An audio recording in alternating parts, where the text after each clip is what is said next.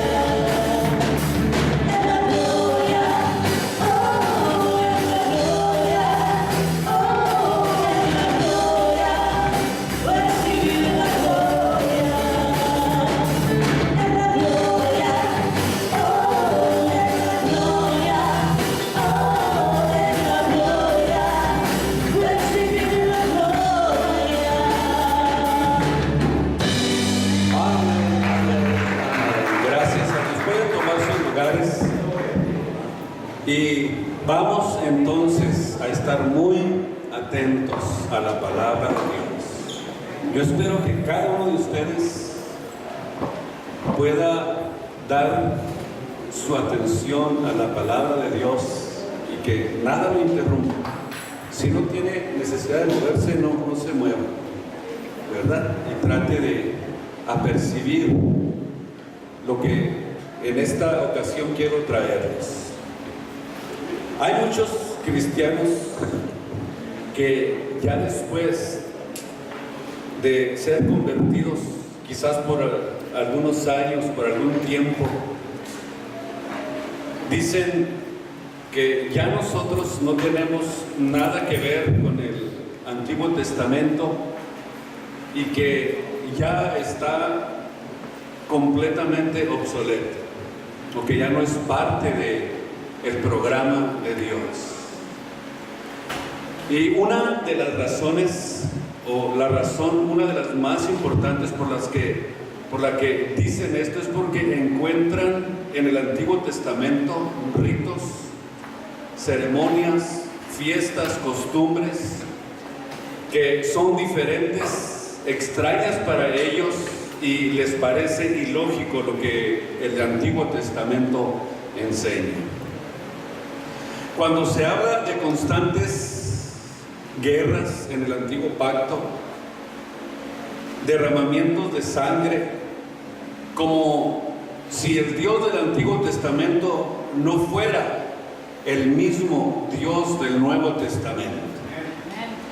Y por eso es que surge esta confusión en las mentes de muchos para poder entender esto. A través de estas enseñanzas yo le voy a pedir a Dios que me dé sabiduría, conocimiento, revelación para poder enseñarles esto a cada uno de ustedes.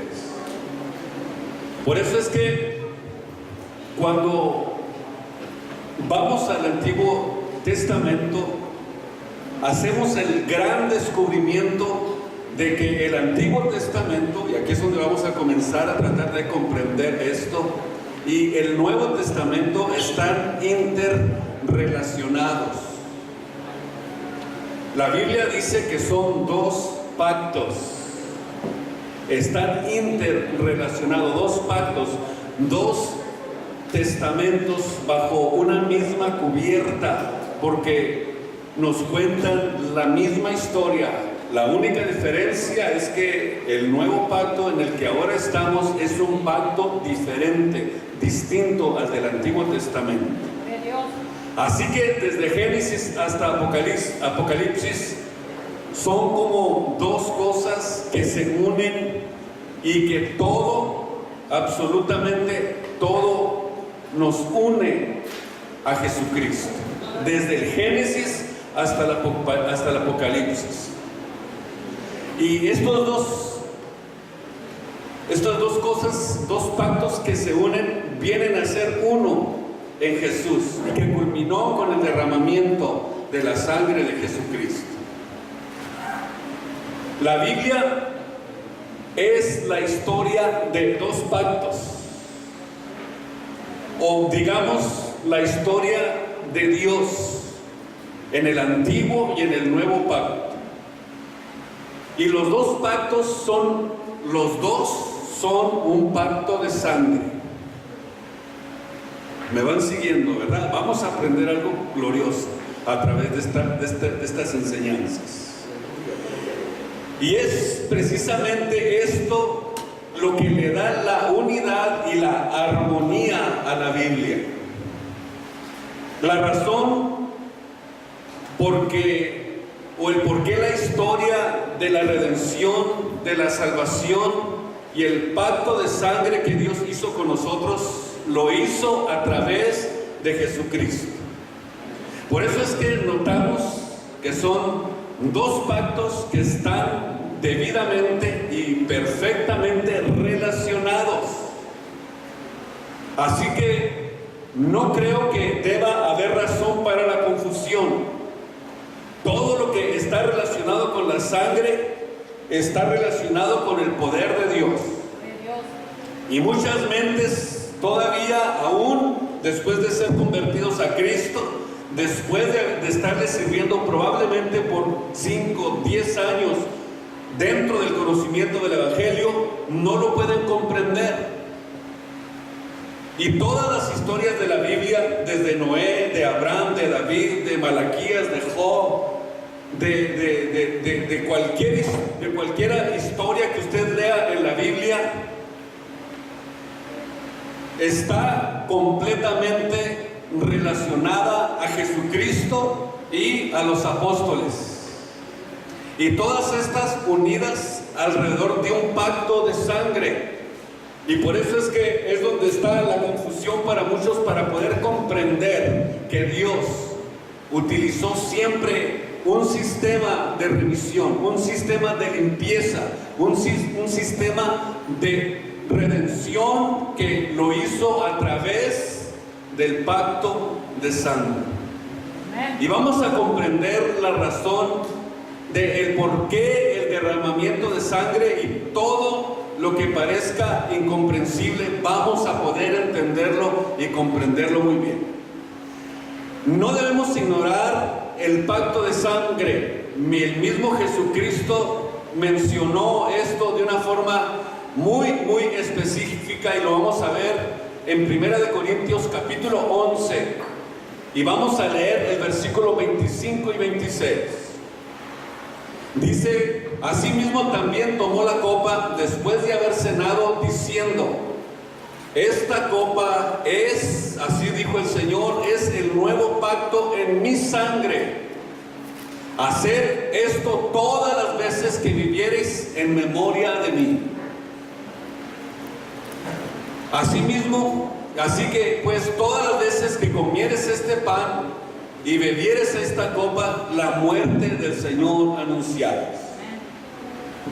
Y muchos, al no poder entender esto, hasta entran en depresión, y esto debido a la ignorancia que se tiene a las Sagradas Escrituras. En Oseas dice: mi pueblo fue talado porque le faltó sabiduría, le faltó conocimiento. ¿Qué significa esto? Que la mayoría de los cristianos en esta época es muy probable que vayan a ser o que sean arrastrados por las corrientes que existen en el mundo, las falsedades que hay, las sectas, las imitaciones de Satanás, y esto naturalmente, por supuesto, trae confusión a la vida de muchos, y por la falta del fundamento doctrinal en su vida cristiana, están en un riesgo constante de poder ser probablemente arrastrados por cualquier viento de doctrina. Tú le puedes preguntar a la mayoría de los cristianos: ¿quién es Jesús? Y la mayoría de los que dicen que son evangélicos no lo saben. Y esta es la doctrina más importante en la Biblia, en la palabra de Dios. Naturalmente que cuando preguntamos quién es Jesús, es porque estamos hablando del fundamento apostólico, estamos hablando del fundamento que Él vino a traernos. Él dijo que nos edificáramos bajo el fundamento de apóstoles y profetas. Mire usted el enlace perfecto, siendo la principal piedra del ángulo Jesucristo mismo. Efesios 2:20. O sea que cuando la doctrina más importante no se conoce, se ignora quién es Jesús, se ignora el fundamento, se ignora realmente la fórmula para poder estar bien plantados en Jesús. Lo mismo que a un católico. Si usted le pregunta a un católico qué es la misa, el 99% no saben. El 99% no lo sabe, ni siquiera contestan esa pregunta. Y no saben tampoco que la misa es un sacrificio por los vivos y por los muertos, y que se está volviendo a matar a Cristo millones de veces al día en todo el mundo, cada vez que se celebra este rito. Imagínese usted. Y entonces el católico comienza a abrir los ojos cuando usted comienza a hablarle la palabra de Dios, y dicen: esto yo no lo sabía. No lo sabía porque probablemente no había oído la palabra de Dios, no había entendido quién es Jesús, no había recibido revelación del nombre de Jesucristo. Y cuando llega el conocimiento, la revelación, llega entonces la sabiduría de Dios para capacitarnos, para prepararnos y para enseñarnos quién es Jesús. Así que tienes que estar bien fundamentado en Cristo. Dice Efesios 4:14: para que ya no seamos niños fluctuantes, llevados por doquiera de todo viento de doctrina, por estratagema de hombres que para engañar emplean con astucia las artimañas del error.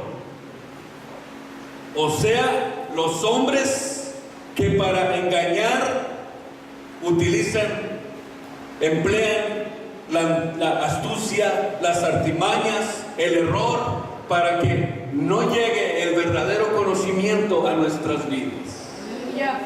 Pero la palabra de Dios nadie la puede detener.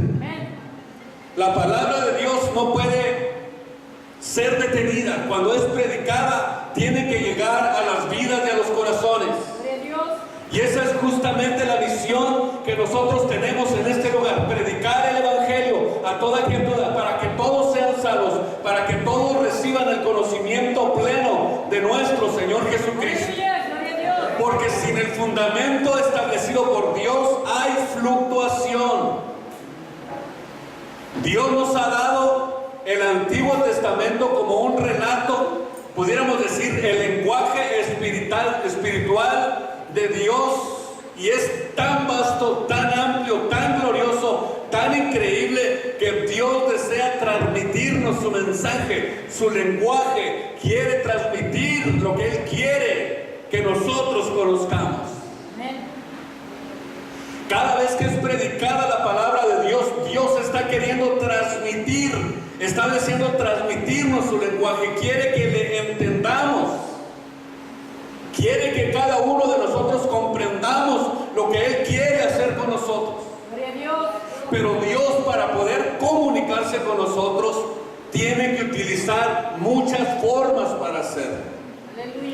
¿Sabe por qué? Porque Dios es tan diferente a nosotros que ni siquiera sabe Dios cómo relacionarse con nosotros, y por eso utiliza las cosas que nosotros conocemos. Como por ejemplo, ¿usted cómo le haría para explicarle a un ciego cómo es un avión? Ni modo que diga, mira, es como una llanta redonda, pero él nunca ha visto las llantas, ni las conoce. O si le trata de explicar cómo son las nubes, mira, son como algodón. ¿Y cómo es el algodón si no lo ha visto, si no lo conoce? Si le dijera son grandes, son de todos colores, sí, pero él no distingue los colores porque no los ve. Si no ve, no hay lenguaje para poder explicarle.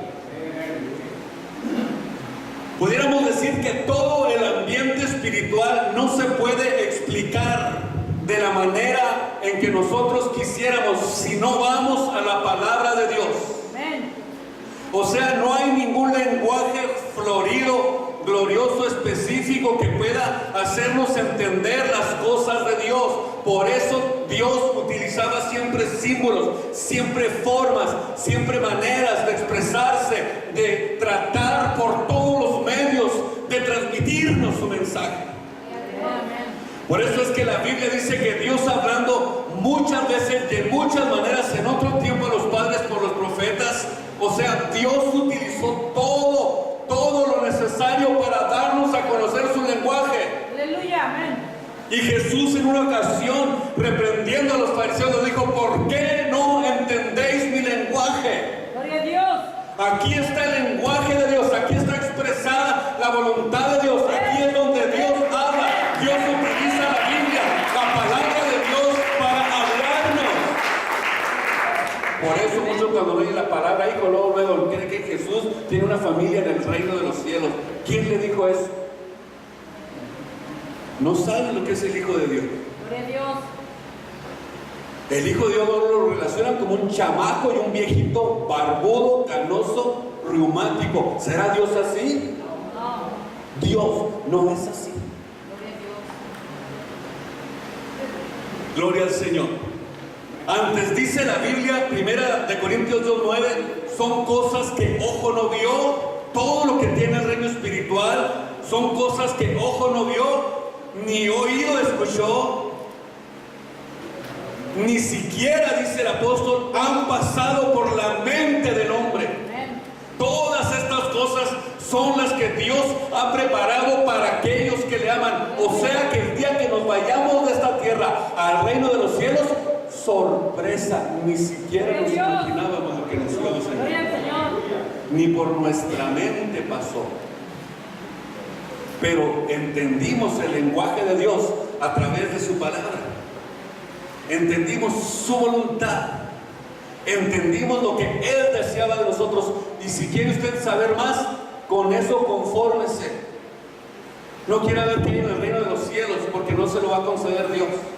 Y cuando alguien se hartó de enchilar y se puso a dormir y dijo, fui al reino de los cielos, mentiras, no le crea. Eso está preparado para aquellos que le aman y que jamás le va a revelar a nadie lo que Él tiene hasta que sea su tiempo.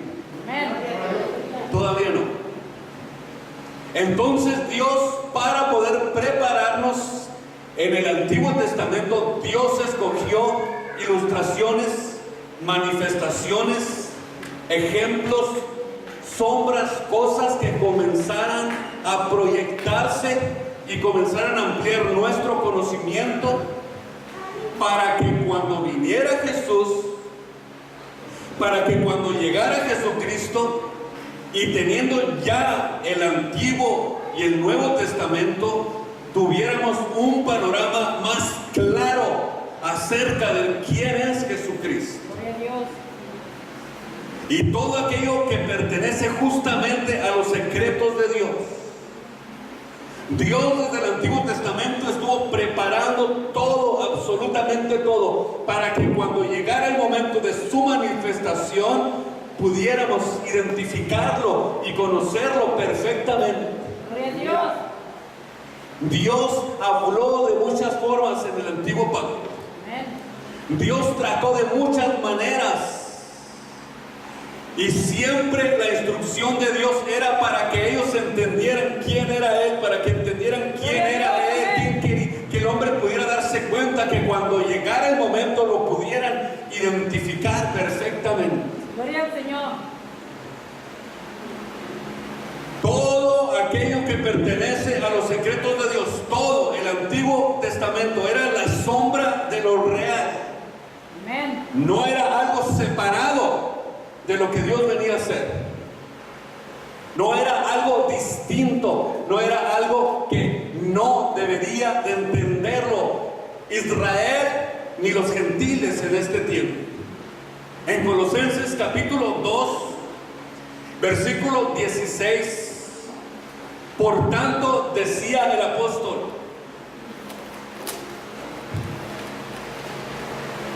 que nadie los juzgue en comida o en bebida o en cuanto días de fiesta, junto a luna nueva o días de reposo.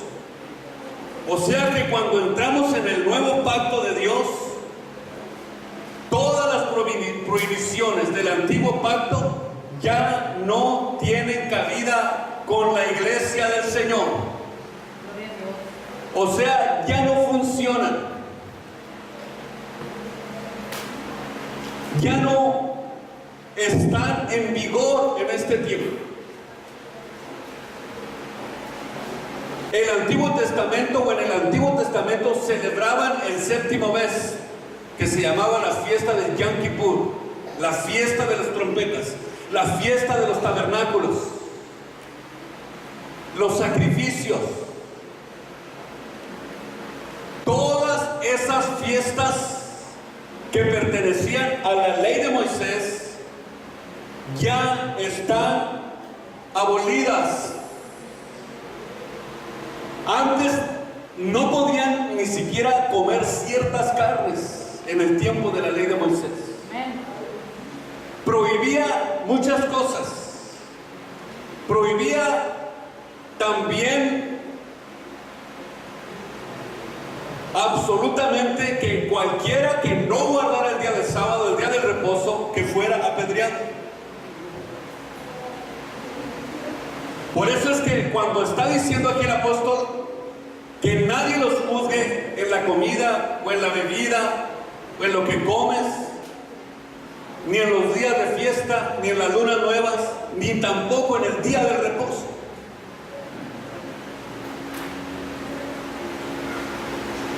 Ahora,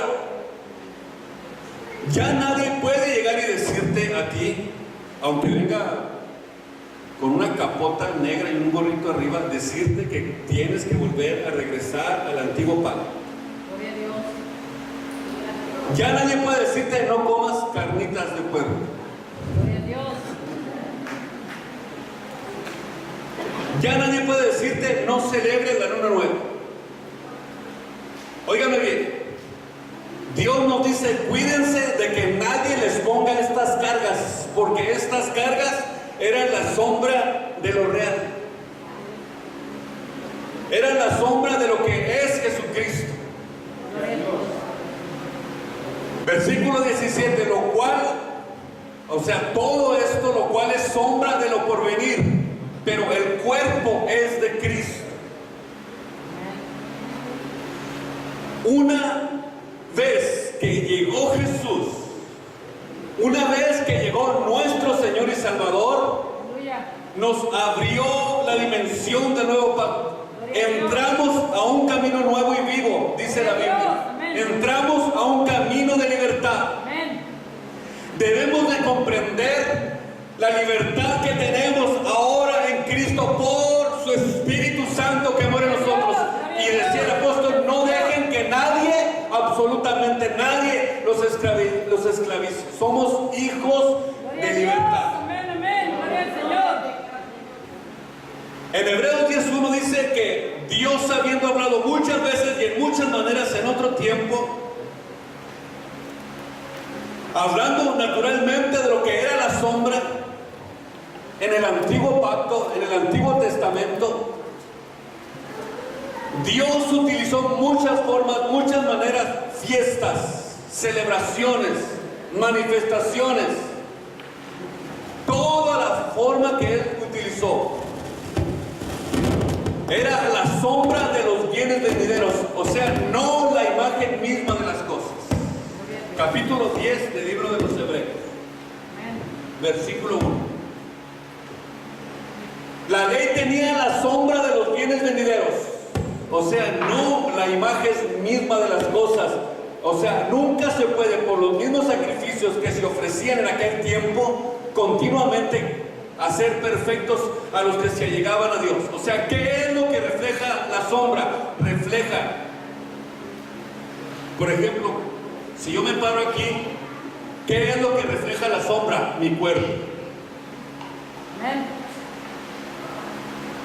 Pero si yo hago que se desaparezca la sombra, y entonces, ¿qué es cuando desaparece la sombra? Que me aparezco yo, lo verdadero. La sombra se desvanece, y aquello que reflejaba la sombra ha sido la presencia personal. Escuche esto, cuando se dejó de proyectar la sombra es porque llegó lo real, llegó el cuerpo, llegó, digamos, lo que reflejaba la sombra y se presentó en una forma personal. Aleluya, gloria a Dios, amén. La ley era la sombra, la ley contenía los bienes que habían de venir. Amén. Cuando Cristo vino al mundo, confirmó el Antiguo Testamento. Por eso es que cuando Jesús hablaba y se refería a las Escrituras, se estaba refiriendo al Pentateuco, los primeros 5 libros de la Biblia. Amén. Cuando les daba respuesta, les decía, como dice en Juan 5:39, escudriñad las Escrituras. Ahora, la razón por la que Jesús decía las Escrituras,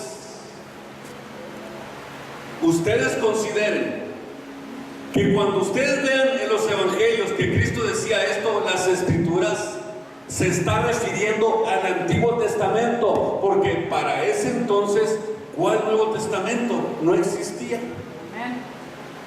Amén. Amén. Cuando Jesús se refería a las Escrituras, estaba hablando de los 5 primeros libros, los que escribió Moisés. Cada vez que se utilizaba esta expresión de las Escrituras, se estaban refiriendo al Antiguo Testamento, porque no tenían absolutamente todavía el Nuevo Testamento. El último libro que se escribió fue Apocalipsis, y cuando Apocalipsis fue escrito, ya todos los demás apóstoles habían muerto. O sea, las Escrituras, el Antiguo Testamento, dijo Jesús en Juan 5:39, ellas son las que dan testimonio de mí. Amén. Escuche esto, mi amado del Señor. Jesús estaba diciendo que el Pentateuco, que los primeros 5 libros de la Biblia daban testimonio de Él. Vamos entonces a entender que el Antiguo Testamento, o vamos a decirlo de esta forma, lo que él llamaba las Escrituras, revelan a Cristo. Revelan a Jesús. Y por eso es glorioso encontrar a Cristo en Éxodo, en Levítico, en el libro de Job, en Malaquías, en el libro de Números, en Génesis. Ahí vamos a encontrar a Cristo. Amén, amén. ¿Por qué? Porque Jesús abarca desde el principio hasta el fin. Amén. Gloria a Él Dios. es el alfa y el omega. Gloria a Dios. Él es principio y fin. Él es el primero y el último. Él es el mismo de ayer, de hoy y por toda la eternidad. Él abarca todo y en todos. Gracias a Dios. Amén, amén. Gloria a Dios. Gracias, gracias. Por eso es entender y darnos cuenta que es glorioso encontrar a Cristo desde el Génesis hasta el Apocalipsis. Pero necesitamos la iluminación y la revelación del Espíritu Santo para poder entender y para poder ver en el Antiguo Testamento a Jesús.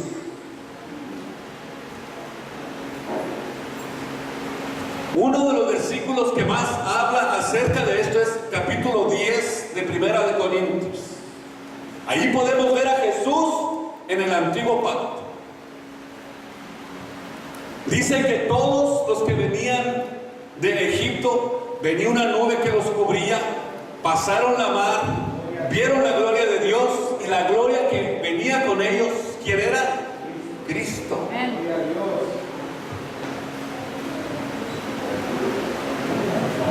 Y en Hebreos 11, 24 al 26, dice la Biblia que Moisés prefirió el vituperio de quién, dígalo, de Cristo, que los tesoros de los egipcios. Amén. O sea, Cristo abarca todos los tiempos. Amén. Gloria a Dios. El Antiguo y el Nuevo Testamento están correlacionados perfectamente bien. Nadie, absolutamente nadie, va a poder cambiar esto, ni los lucelistas, menos ellos. Gloria a Dios. Esto a mí me emociona tanto. Qué preciosa es la Biblia, la palabra de Dios. Es glorioso encontrarlo, pero necesitamos la iluminación del conocimiento de la gloria de Dios para poder entenderlo.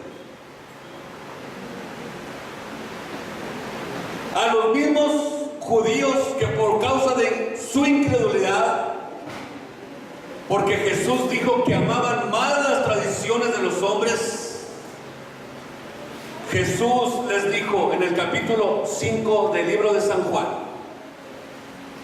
escuchen esto. Juan capítulo 5, vamos a leer versículo 45.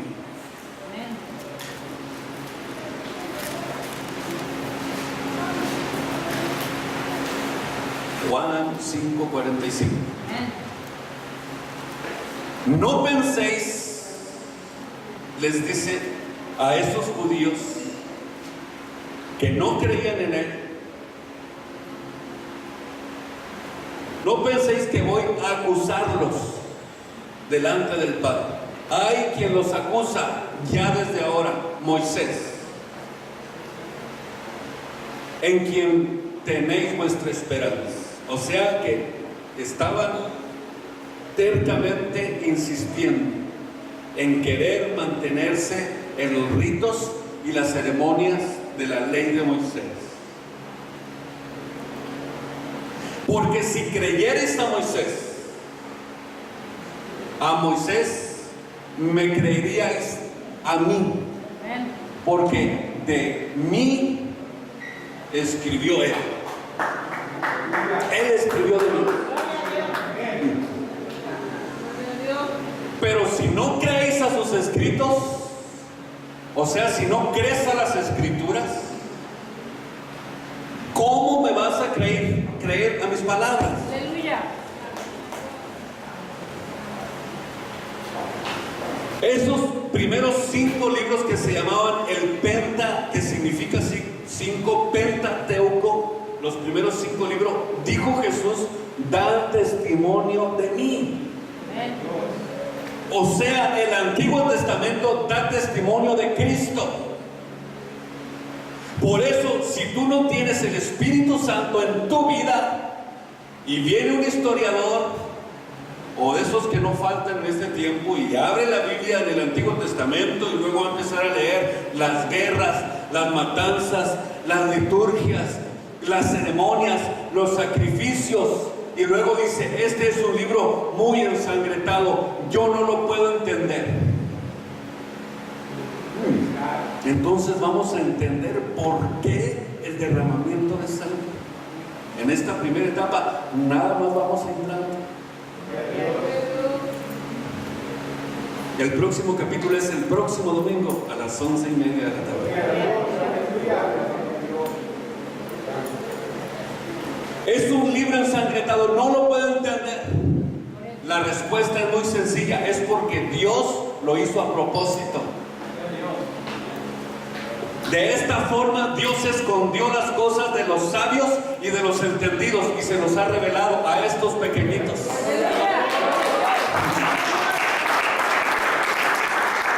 Se los reveló a estos niños. ¿Cuántos son niños? Yo soy niño. Así dice esa porción de la Biblia. Se los reveló a estos niños. O sea que Cristo, vamos a decirlo de esta manera, está escondido en el Antiguo Testamento para muchos. Está ocultado. Está velado a la mente y a la capacidad humana. Por eso usted va a encontrar mucha gente que niega a Jesús. Aparentemente lo está predicando, aparentemente está hablando de él, pero dígale que el nombre de Jesús es el nombre que es sobre todo nombre. Dice, ¿de dónde sacaste eso? Y no le diga que es el verdadero Dios de 1 de Juan 5:20 y la vida eterna, porque se asustan. Entonces, ¿qué estás predicando? No, él es el muchachón. No, no, Señor, él no es el muchacho, él es el todopoderoso de Apocalipsis 1:8.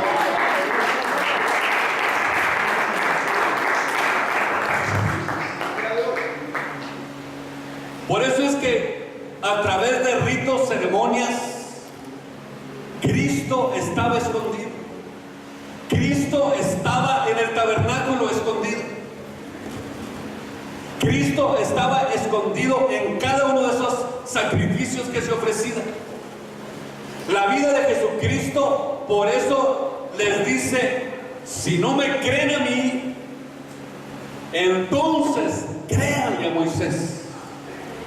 Ahí estoy escondido, en los escritos de Moisés. A ver si se te da la iluminación y el conocimiento. Si no creen en mí, tampoco van a creer a los escritos de Moisés. Y Jesús, en la parábola del rico y Lázaro, en capítulo 16, 19 de Lucas, dice la Biblia que este hombre murió, fue sepultado, y cuando abrió sus ojos, ¿dónde se encontraba? Dice la Biblia, se encontraba en el infierno. Y así lo dice la Biblia. Porque ya a los cristianos se les enchina el cuero cuando oyen la palabra infierno o diablo. Ay, tiembla. No quieren oír esa palabra.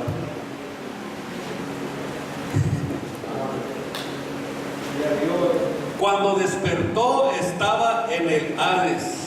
La versión antigua le llaman infierno. La historia del rico y Lázaro. Y cuando estaba ahí en ese lugar, al darse cuenta conscientemente, porque tenía conciencia, porque tenía memoria, y además de esto, anhelaba salir de ahí, quería escaparse, pero no para librarse él, sino para decirle a su familia que era verdad lo que se dice en la Biblia. Quería decirles, la Biblia es la verdad. Sí existe este lugar. Dame chance, Padre Abraham, para ir a hablarle a mis padres, a mis 5 hermanos insoportables que tengo ahí en la tierra.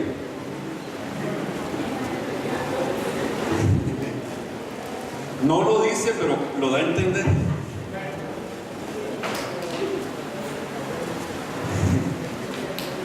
Quería venir con su familia para decirle, por favor, arrepiéntanse, dediquen su vida a Cristo. Porque es verdad, sí es verdad, sí es verdad, es verdad, es verdad. Aleluya. Y en el versículo 27 dice, entonces le dijo, te ruego pues, Padre, entonces que les envíes a la casa, que me envíes o que le envíes a la casa de mi padre, porque tengo 5 hermanos que quiero que alguien les testifique, a fin de que no vengan aquí a este lugar, ellos también, a este lugar de tormento. ¿Saben lo que significa? Estaba creyendo que si se le iba a levantar de los muertos, que al resucitar iban a creer en él. Si me les aparezco en la noche a mis 5 hermanos, les digo, me van a creer. ¿Creen que pudiera haber sucedido eso? No, porque no creían a la palabra, no creían a las escrituras.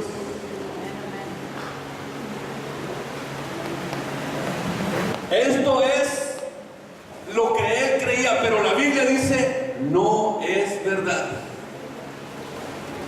En el versículo 31 dice, mas Abraham dijo, si no oyen, escuche bien, a Moisés y a los profetas, tampoco van a creer, tampoco se persuadirán si alguien se levanta de los muertos.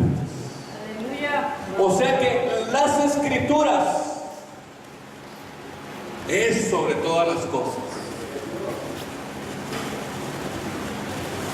Por eso dijo Jesús, escudriñad las escrituras.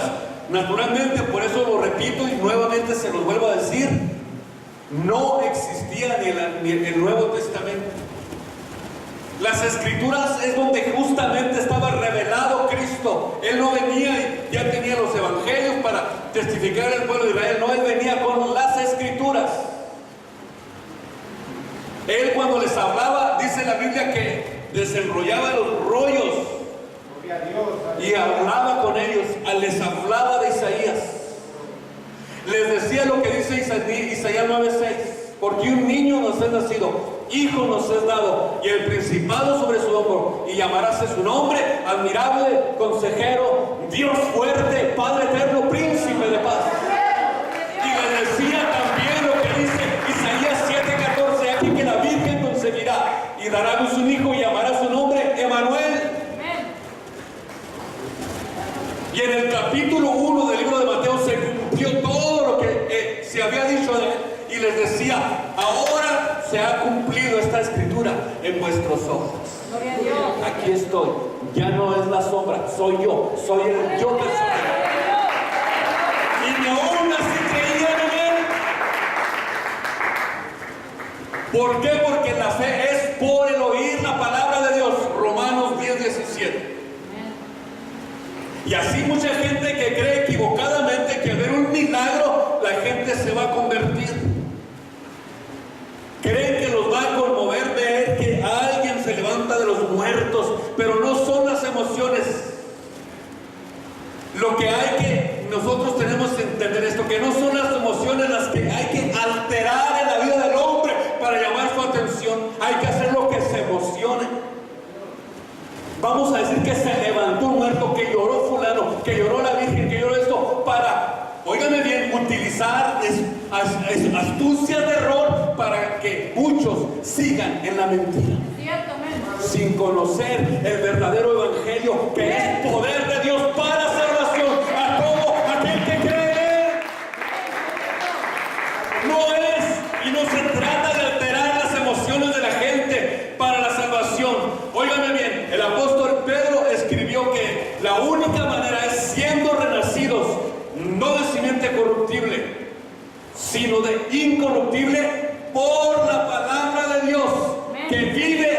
permanece para siempre. Aleluya. Primera de Pedro 1:23. Lo que nos da vida espiritual en el nuevo nacimiento es la palabra de Dios, las escrituras. Esto es lo que nos da el nuevo nacimiento.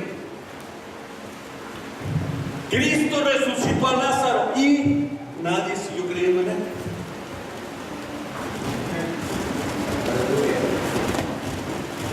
En el capítulo 24 del libro de San Lucas, versículo 44, Lucas 24, 44.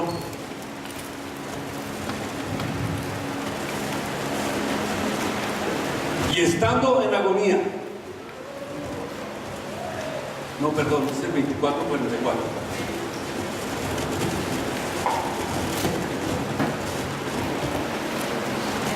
Vamos a leer.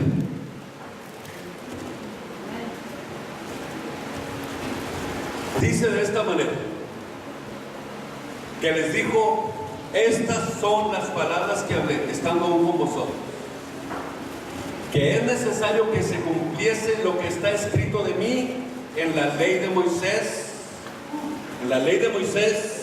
en los salmos y en los profetas.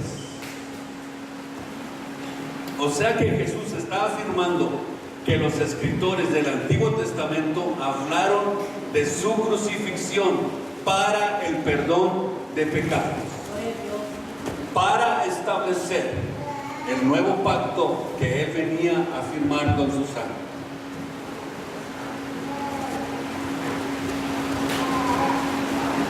Versículo 45. Cuando les dijo estas palabras, entonces les abrió el entendimiento para que comprendiesen que el Pentateuco. Por eso eventualmente vino la revelación a ellos y comenzaron a escribir las cartas apostólicas que ahora conocemos. Ellos escribieron lo que aprendieron y la revelación, y cuando se les abrió el entendimiento, entonces pudieron decir: este es Jesús, este es el Salvador, Gloria a Dios. este es el que vino a firmar un nuevo pacto. Ya no tenemos que andar con la ley, con los mandamientos, con los mandamientos o con las liturgias, con las ceremonias, con todo lo que tenía la ley de Moisés. Ya no, ahora con su derramamiento de sangre nos libró de todas esas fiestas, y ahora estamos dentro del tiempo de la gracia y de la bendición de Dios en un nuevo pacto. Lo entendieron perfectamente, pero ¿qué fue necesario? Que Dios les abriera el entendimiento. Para conocer a Jesús se necesita que Dios te abra el entendimiento. No es cuestión de sabiduría humana ni de capacidades humanas, es cuestión de revelación. Por eso es que si el Hijo de Dios no ha sido revelado en tu vida, yo creo que hoy Dios puede abrirte el entendimiento y puedas entender quién es Cristo. Les abrió el entendimiento, entonces entendieron el significado del tabernáculo. Cuando les abrió Dios el entendimiento, con razón los sacrificios, con razón estaba la fuente de abluciones, con razón estaba el altar del incienso, con razón estaba el candelero. Por eso era, pues era la sombra del real tabernáculo, era la sombra de lo porvenir. Con razón hablaba de estas fiestas. Con razón Cristo estaba escondido en el día del reposo, porque Él se presentó y les dijo: ¿qué les dijo Jesús? Yo soy el reposo. Venid a mí los que estéis cargados y cansados, yo los haré descansar. Llegó el reposo.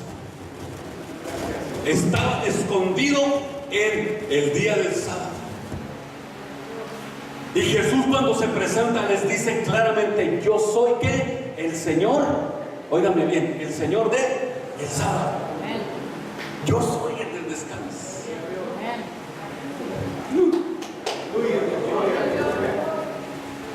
Y al resucitar, Cristo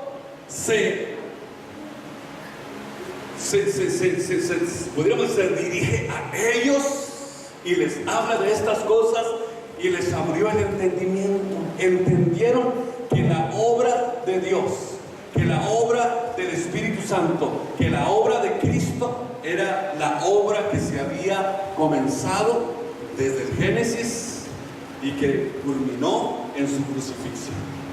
Gloria a Dios.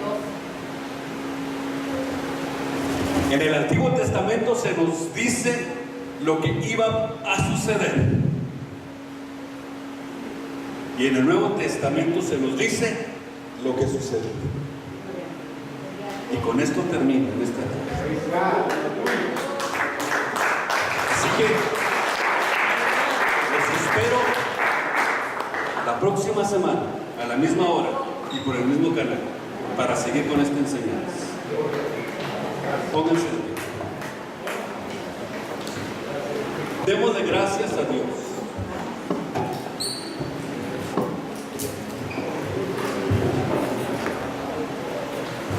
Y vamos a aventurarnos en esta enseñanza. Yo le invito a que no se pierda ninguna de ellas, porque estoy seguro que usted va a aprender mucho acerca de eso. Que Dios le va a dar revelación para su conocimiento a través de estas enseñanzas. Hagamos una oración todos juntos y pidámosle a Dios que nos ayude, que nos dé entendimiento para conocer al que es verdadero. Acuérdense lo que dice la Biblia, que la única forma